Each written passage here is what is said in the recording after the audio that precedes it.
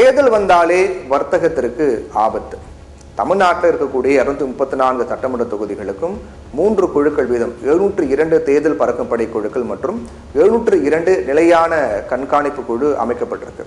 இந்த குழுக்கள் 8 மணி நேரம் அப்படிங்கிற அடிப்படையில் சுழற்சி முறையில் 24 மணி நேரமும் கண்காணிப்பு பணிகளை மேற்கொண்டு வருவதா தேர்தல் ஆணையம் தெரிவித்திருக்காங்க. அதன்படி அரசு கட்டிடங்களில் இருக்கக்கூடிய அரசியல் கட்சி தலைவர்களுடைய படங்களை அகற்றுவது, சுவரொட்டிகள் சுவர் ஓவியங்களை வண்ணம் பூசி மறைப்பது, தலைவர்களுடைய சிலைகளை மறைப்பது போன்ற பணிகளை மாநில தேர்தல் அதிகாரியின் உத்தரவின் பேரில் மாவட்ட தேர்தல் அதிகாரிகள் அரசு அலுவலர்களை வைத்து செயல்படுத்திட்டு வராங்க. இதில் குறிப்பாக அரசியல் கட்சிகள் வாக்காளர்களுடைய வாக்குகளை விலைக்கு வாங்க பணம் கொடுப்பதை தடுப்பதற்காக சிறப்பு தேர்தல் பறக்கும் படை நிலையான கண்காணிப்பு குழு அமைக்கப்பட்டிருக்கு.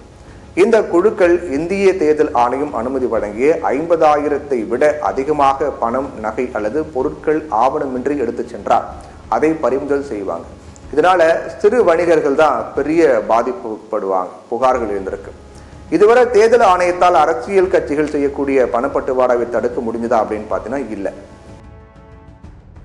போன மக்களவை தேர்தலும் போது கூட மிக அதிகமான பணம் நடமாட்டம் கண்டுபிடிக்கப்பட்ட வேலூர் எம்பி தொகுதியிலே தேர்தல் நிறுத்தி வைத்தாங்க. ஆனால் இதனால வேட்பாளர்கள் மாற்றப்படலை, கட்சிகளுக்கும் எந்த விதமான தடையும் இல்லை.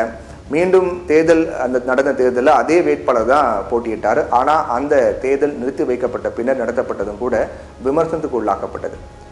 50,000 ரூபாய்க்கு மேலே ஆவணம் இல்லாமல் எடுத்து செல்லப்படக்கூடிய பணம் பறிமுதல் செய்யப்படுவதன் மூலம் ஏறக்குறைய 2 மாதங்களுக்கு வர்த்தகத்தில் பாதிப்பு ஏற்படுவது தவிர்க்கவே முடியாததாகி விடுகிறது அப்படிங்கிறாங்க சிறு வணிகர்கள்.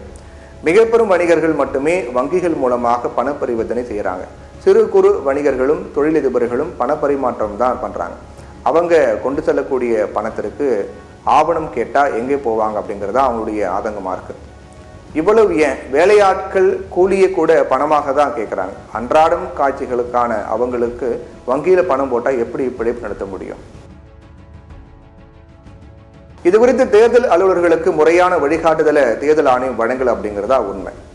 இது குறித்து தமிழக ஊடகம் ஒன்றில் பேசிய வர்த்தக சங்க தலைவர் ரத்னவேல், இந்திய தேர்தல் ஆணையத்திற்கும் தமிழ்நாடு தேர்தல் ஆணையத்திற்கும் எங்களது சங்கத்தின் சார்பில் வணிகர்கள் பொருட்களை வாங்குவதற்கான கூடுதல் பணத்தை எடுத்து செல்ல வழிமுறைகளை வகுக்க வேண்டும் அப்படின்னும் 1 லட்சம் ரூபாய் வரை ஆவணமின்றி ரொக்கத்தை கையில் எடுத்து செல்ல அனுமதி அளிக்கணும் அப்படின்னு கோரிக்கை முன்வைச்சிருக்கோம் அப்படின்னு சொல்லியிருந்தார்.